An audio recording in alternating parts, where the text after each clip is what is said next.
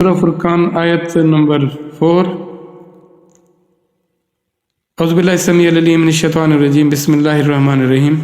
وقال، اور کہا، الذین کفروا، وہ لوگ جنہوں نے کفر کیا، کافروں نے کیا کہا، ان ھذا، نہیں یہ، الا مگر، افکن، افکو، بہتان، من گھڑت، افتراہ، اس نے گھڑ لیا، یعنی نبی پاک صلی اللہ علیہ وآلہ وسلم یہ قرآن گھڑ کر لائے ہیں، انہوں نے بنا لیا ہے۔ وَآآنَهُ، اور اعانت کی، مدد کی علیہ اس پر، قوم آخرون، دوسرے لوگوں نے، کچھ غلام تھے، کچھ ایسے مجبور اور معذور لوگ تھے جو یہودی تھے، انہوں نے چھپ چھپ کر نبی پاک صلی اللہ علیہ وسلم کو پچھلے کتابوں میں سے، پچھلے زمانوں میں سے کچھ باتیں بتائی، یعنی اہل یہود کے کچھ گروہ تھا، لوگ تھے جنہوں نے چھپ چھپا کر اللہ کے نبی صلی اللہ علیہ وسلم کی مدد کی اس قرآن کو بنا لینے میں، گھڑ لینے میں۔ یہ انہوں نے، ان بدبختوں نے یہ کہا۔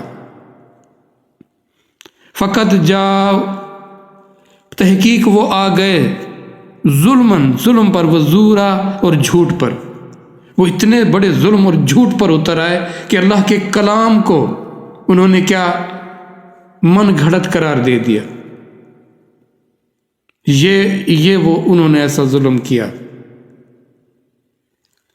انہوں نے اس کی بنیاد کا ذکر شروع سے ہی اس پر یہ کہا کہ غیر اہم ہے، یہ ایسی ہے، اور ہم نے سرے سے اس کو نہ سمجھ کر، نہ جان کر ہم نے وہ کیا، یعنی یہ منافقت ہوئی نا، یہ تو پھر نفاق ہوا کہ اقرار بھی کیا اور انکار بھی کیا، عملاً انکار ہے اور زبان سے اقرار ہے۔ یہ کیا ہے؟ یہ اس سے بڑا گناہ ہے، اس سے بڑا گناہ ہے۔ ایک کو تم نے اہم جان لیا تھا نا، کہتے تھے، منہ سے کہتے تھے اتنا اہم ہے، بہت اعلیٰ ہے، اور جب عمل کی باری آتی تھی تو پھر کیا ہوتا تھا؟ پھر وہی ان جیسا رویہ، ویسے ان جیسی پہلوتا ہی، ہم وہی کر رہے ہیں، اور یہ ماننے کو تیار نہیں ہیں۔ ہمیں بہلایا جا رہا ہے اور ہم بہل جاتے ہیں، ہمیں دھوکہ دیا جا رہا ہے، اور ہم دھوکہ کھا جاتے ہیں کہ یہ جی ان کا معاملہ، تم تو نہیں ہو، تم تو کلمہ پڑھ لیا تم نے۔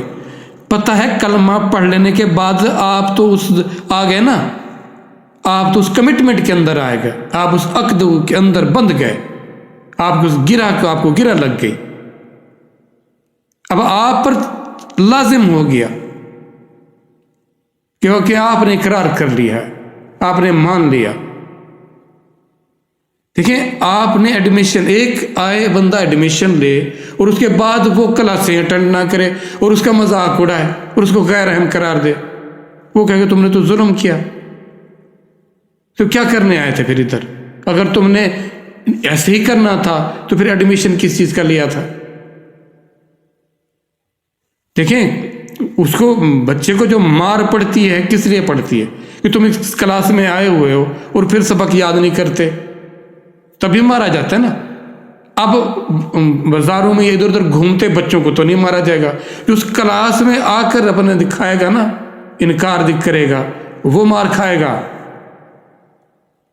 اس کا تو جو ہونا ہے، بات جو بھی ہونا ہے، لیکن ہمارا حال اس کلاس کے بچے والا ہے، اس میں بھاگ کے ایڈمیشن تو لے لیا، لیکن اس کے بعد اس نے کہا نہیں، میں نے کوئی سبق نہیں دیکھنا نہیں بنے سبق کو، کہ میرا سبق کیا ہے۔ ہاں تم مجھے سمجھتے رہو اور مجھے آخر میں دے دینا، سرٹیفکیٹ دے دینا یا پاس کر دینا۔ کیا خیال ہے، آپ بہت سارے ٹیچر حضرات ہیں، آپ ایسے بچے کو کیا پاس کر دیں گے؟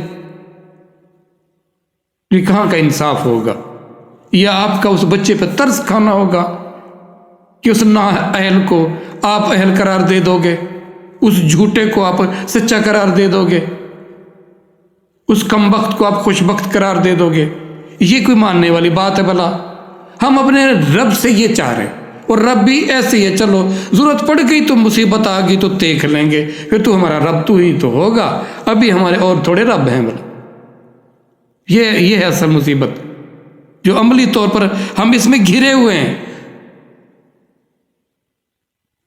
لیکن اپنی خبر نہیں اور دوسروں کے بارے میں ہم منہ شگافیاں کرتے ہیں، اپنا پتہ نہیں، اپنے ڈوب رہے ہیں، خود ڈوبے جا رہے ہیں اور دوسروں پر ہم ہنسی ٹھٹا کرتے ہیں۔ اپنے آپ کو دیکھو کہ ہم کہاں پہ گھرے ہوئے ہیں، کس کفر کے ہم یلغار میں۔ یقین کرو مادہ پرستی ہماری رگوں میں کیا انجیکٹ کر دی گئی اور ہم نے اس کو قبول کر لیا ہوا ہے، جبکہ ان چیزوں کے لیے، ان کاموں کے لیے نہیں بھیجا گیا تھا۔ یہ جو ہم کام صبح سے شام کرتے پھرتے ہیں، یہ رنگ برنگے کھانے اور رنگ برنگے پہناوے اور اعلیٰ سے اعلیٰ گھر اور اس طرح کی چیزوں میں پڑ گئے، یہ مسافر کا کیا کام کہ ان میں وہ کسی لمحے جس کا بلاوا آ سکتا ہو اور وہ یہ انبار لگانے میں لگ جائے، یہی تو دھوکہ ہے سارا سر۔